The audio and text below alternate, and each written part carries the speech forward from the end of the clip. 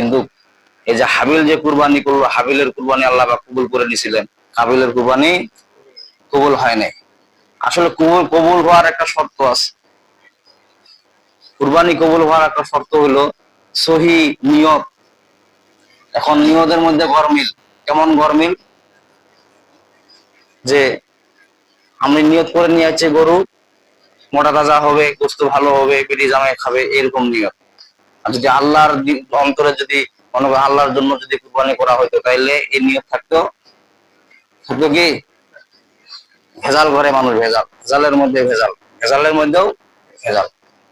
যে কুরবানিটা এমন একটা জিনিস, কুরবানি শব্দের অর্থ হলো নৈকট্য লাভ করা। কি করা? আল্লাহ তাআলার নৈকট্য লাভ করা। যে বান্দা কুরবানি করে, কুরবানি বলতে আপনার জীবনটাকেও আল্লাহ দরবারে কুরবানি করতে পারেন, ঠিক কিনা বলেন? যেমন আল্লাহ পাক অন্য আয়াতে বলতেছেন, ইন্না সলাতি ওয়া নুসুকি ওয়া মাহইয়ায়া ওয়া মামাতি লিল্লাহি রাব্বিল আলামিন। আল্লাহ বলেন ইন্না সলাতি, নিশ্চয় তোমার নামাজ, ওয়া নুসুকি তোমার কুরবানি, ইন্না সলাতি ওয়া নুসুকি ওয়া মাহইয়ায়া ওয়া মামাতি লিল্লাহি রাব্বিল আলামিন। তোমার নামাজ, তোমার রোজা, তোমার যা কিছু আমল করা সব কার জন্য? আল্লাহর জন্য করতে হবে। যদি আল্লাহর জন্য যদি আপনি করতে পারেন, তাহলে কি হবে? ওই জিনিসটা খুলিসাত দিয়া পরিপূর্ণ হয়ে যায়। বলেন না সুবহানাল্লাহ। আমাদের মধ্যে গরমিল, গরমিল বলতে কি, আমাদের সহি আকীদা নাই, আমাদের নিয়ত সহি না, আমাদের চলাফেরা কথাবার্তা এমন পর্যায়ে দেখায় যে শুধুমাত্র মানুষকে সন্তুষ্ট করার জন্য, আল্লাহকে সন্তুষ্ট করার জন্য, আল্লাহ তাআলাকে সন্তুষ্ট করার জন্য যখন কোনো ইবাদত করবেন, সেই ইবাদতের মধ্যে মজাই আলাদা। বলেন না সুবহানাল্লাহ।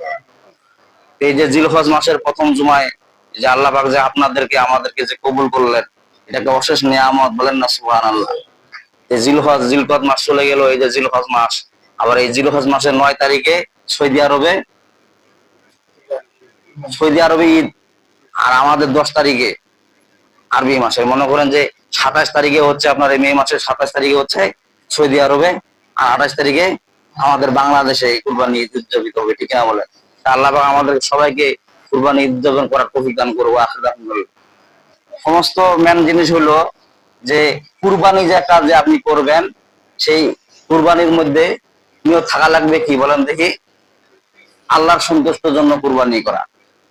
আল্লাহর সন্তুষ্টের জন্য যখন কুরবানি করবেন, তখন সেই কুরবানিটা কি হয়ে যাবে? গ্রহণযোগ্য হবে। আর কুরবানির মধ্যে কোনো খারাপ খুশিয়াত রাখা যাবে না। যে নামের তালিকা ঢুকে দেয়, বিশাল বড় নাম, ওর বাবার নাম, ওর মার নাম, কানার নাম যেন ঢুকাই দেয়, এগুলা পন্থা চালু ছিল, ঠিক না? এগুলা পন্থা আসলে ঠিক না, এগুলো শিরকি পর্যায়ে চলে যায়। আপনি কুরবানি করবেন আল্লাহর জন্য, ঠিক না বলেন? আপনার বড় আজীব হয়েছে, আপনি কুরবানি করবেন, নাম দেখে তালিকা ঢুকাই দিচ্ছে, একটা বিশাল বড় তালিকা, না তালিকা পড়তে পড়তে গরুর জান শেষ, গরু বান্ধে বুন্ধে ফালাই দিছে, দিয়া তালিকা ভর্তি আছে, আর গরু মনে করেন যে খুব আরামে আছে নাকি? ওটা যে ফালাই দেয় রাখে, ওটা কি খুব আরামে পায় নাকি? দুই গড়ি বান্ধে যে রাখে, অত জীবন যাচ্ছে কেমন হয়তো সেটা পাচ্ছে, ঠিক না বলে? আল্লাহুম্মা সাল্লি সালাতান কামিলান ওয়া সাল্লি সালামান আলা মুহাম্মদ। তো সকলে আওয়াজ করে বলি সাল্লাল্লাহু আলাইহি ওয়াসাল্লাম। আজকে জুমার আলোচ্য বিষয় হলো যে আল্লাহ তাআলার দরবারে বান্দার কি পৌঁছে। এই যে বান্দা যে কুরবানি করে, বান্দা যে গরু কুরবানি করলো, এটা আসলে আল্লাহ তাআলার কাছে কি পৌঁছে, আল্লাহ তাআলা কি কবুল করে নেন? বান্দার গরু যে কুরবানি করলো, যে কোনো একটা পশু যে কুরবানি করলো, দুম্বা হোক, উট হোক, ভেড়া হোক, এই যে কুরবানি যে করতেছে বান্দারা, এইটা কোনটা আল্লাহ তাআলা কবুল করে নেন? আল্লাহ পাক ওই কথা সূরা হজের 37 নম্বর আয়াতে বলতেছেন। বলেন না সুবহানাল্লাহ।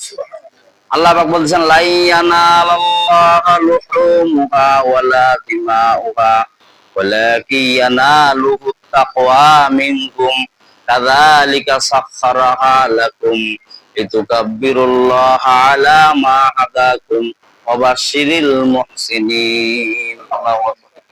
আল্লাহ রাব্বুল আলামিন সূরা হজের 37 নম্বর আয়াতে বলতেছেন, লা ইয়ানালাল্লাহ, লান শব্দ ব্যবহার করেন আল্লাহ পাক।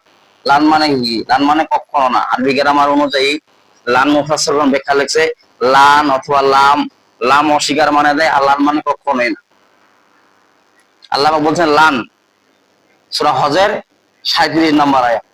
যে সূরা হজের 37 নম্বর আয়াতে যে আল্লাহ পাক এই আয়াত নাযিল করলেন, এই আয়াত সূরা বাকারাতেও দিতে পারতেন না? সূরা আলে ইমরানও দিতে পারতেন, কিন্তু সূরা হজের মধ্যে ঢুকাই দিলেন কেন? বলে যে হজের সাথে কুরবানির সম্পর্ক আছে, বলেন না সুবহানাল্লাহ। হজের সাথে কার সম্পর্ক? কুরবানির সম্পর্ক আছে। এই জন্য সূরা হজের মধ্যে আল্লাহ পাক এই আয়াতটা নাযিল করে দিলেন। আল্লাহ পাক বলতেছেন লান, লান মানে কখনো না, ইয়ানালাল্লাহ লুহুমুহা, আল্লাহ বলেন লা ইয়ালান আল্লাহ, আল্লাহ তাআলার কাছে পৌঁছেই না।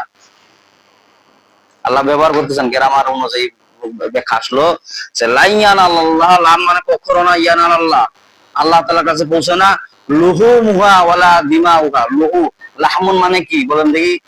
গোশত, গোশত। লাহমুন মানে কি? গোশত। আর দিমাউন মানে হলো রক্ত। আরবি অর্থ হইলো দিমাউন মানে রক্ত, আর লাহমুন মানে গোশত। আল্লাহ বলেছেন যে লুহুমুহা, যে প্রাণীটা জব করা হবে সেই প্রাণীটার লাইয়ানাল আল্লাহ কখনো পৌঁছবে না, লুহুমুহা তার গোশত, ওয়ালা দিমাউহা এবং তার রক্ত। আপনি যে প্রাণীটা জব করবেন সেই প্রাণীটার গোশত এবং রক্ত আল্লাহর দরবারে নাকি যদি পৌঁছে যায় তাহলে তো সম্পূর্ণ গোশত আল্লাহ দিয়ে দেওয়া লাগবে, আপনি তো আর খাওয়া পারবেন না, গরিব কি বলল করা বন্ধ হয়ে যাবে। আর যদি কথা যে আল্লাহ খাই বেলা আছে গরু গোশত রে, তাহলে কেমন একটা দেখালে, কেমন কাঁচা গোশত, নাউজুবিল্লাহ। এই জন্য আল্লাহ বলতেছেন লাইয়ান আল্লাহ, লান মানে কখনো না, ইয়ান আল্লাহ আল্লাহ তাআলার কাছে পৌঁছে না, লুহুম